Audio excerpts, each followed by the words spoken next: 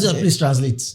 Atata is a child from a honorable home does not misbehave. I like that transition. Right. A child of pedigree. Yeah. Behaves and so pedigree. you know what is handed over to you. So if you're growing up and then you are showing your children, oh, there was this Lagbaja in the 4th generation. He was a pioneer. He was the one that pioneered this. And then the man of time, he was the one that created it. The man of time is the one that created it. The one after is the one that created it. Then it's you. So what are you going to do? So your child knows every time he goes around and say, let's come and smoke marijuana. He's able to say, oh no, where I come from, we don't do this kind of thing. Right? So we don't have the legends, family legends, and the stories that we're telling our children. And so we don't tell them the stories. Everything they hear about Africa are the bad stories, the misbehavior of the bad governments and what have you. And so that, as simple as that. Meanwhile, if you ask a typical Indian, they know the great-great-grandfather. They know those things. Jews, they know these things. And it's also because we try to run away from what we call the bad side of our ancestors, right? And I say to people, no, even Jesus that you now say you are the son of Jesus, Jesus had a prostitute in his lineage. The Bible did not hide it.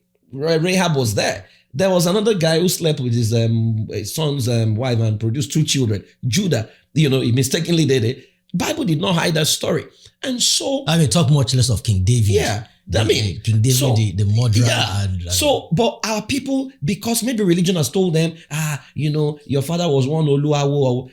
If your father was an Ifa priest, then there's priesthood in your lineage. You are a lineage of futurists, right? And so they don't even know how to package their story in the contemporary manner that can be inspiring to the younger generation.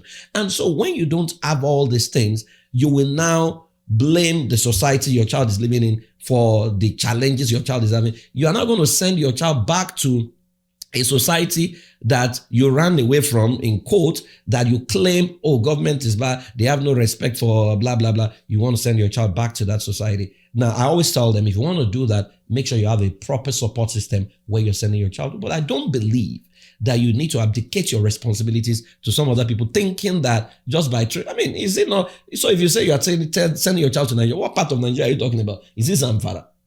Is it Kano? Right? Is it Kaduna? Don't you see that they kidnap people regularly in some of those spaces? So there is no society that is pure or that is absolutely sane. So what I say to people is that, hey, fortify your family and do what is right.